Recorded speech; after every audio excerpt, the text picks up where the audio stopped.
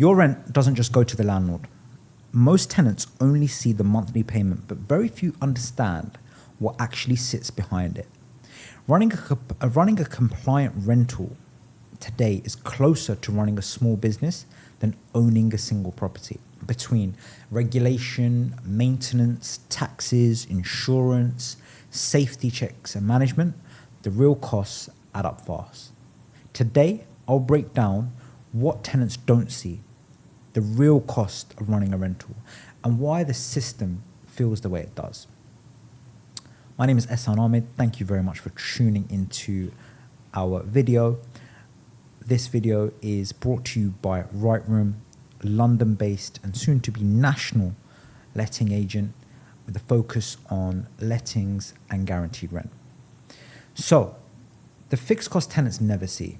Let's start with the basics. Rent doesn't just pay a mortgage. The core fixed costs include mortgage interest, council licensing fees, landlord insurance, safety certificates, compliance renewals, end of tenancy cleaning and inventories, before you even take into account maintenance. So before a landlord makes a single pound of profit, thousands are already committed every year just to stay compliant. So right now, compliance isn't optional, it's absolutely mandatory. So whether you're based in London, or especially if you're based in London, London has some of the strictest rental regulations in the UK. What landlords must constantly manage includes stuff like changing legislation, which they could be fined for if they're not aware, local council licensing schemes, fire safety rules, minimum space standards, right to rent checks, ongoing inspections. So missing one document or deadline can trigger heavy fines, even if the property itself is in good condition, which is a huge responsibility. Look, maintenance costs don't wait.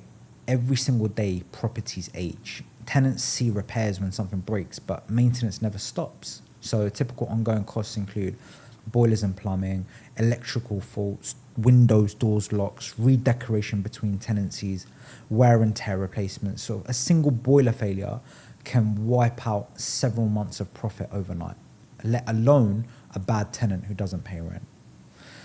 So another thing which has been an absolute killer is the reality of tax. So many people assume landlords pocket most of the rent, but Section 24 completely changed that. So Section 24 removed full mortgage interest relief. So landlords pay tax on quote unquote paper profit, not real cash flow. So and higher rate landlords will feel this the most. So in many cases, landlords pay tax even when the actual profit is slim. As well as this, landlords have to pay for professional management. So good property management isn't just convenience, it's risk control. So if you're a landlord and you're watching this, like employing a good agent will help you with legal compliance, tenant communication, contractor coordination, rent optimization, documentation and audits, and emergency handling.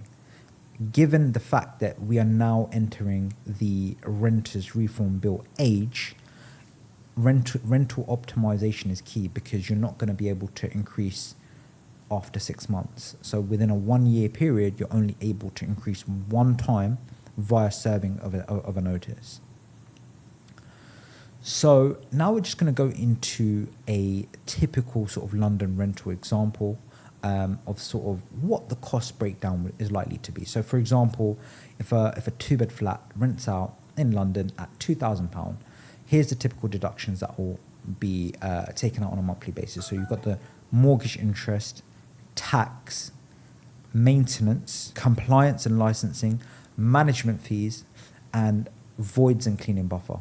So the net outcome is often far lower than tenants expect. And that £2,000 rent is not £2,000 of profit. I would say if the landlord has a mortgage, it has all of those costs to take out, it could, after tax, you're probably looking at net maybe 10 to 20%, which is not a lot if you think about it.